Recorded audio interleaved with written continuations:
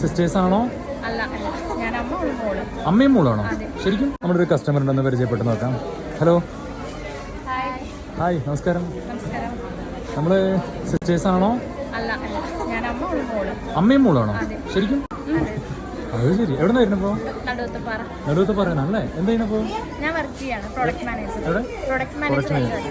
ഞാൻ ശരിക്കും ഇത്ര നേരമായിട്ട് ഫ്രണ്ട്സോ അല്ലെങ്കിൽ ചേച്ചി എണീറ്റെന്നാണ് ഞാൻ വിചാരിച്ചത് കേട്ടോ.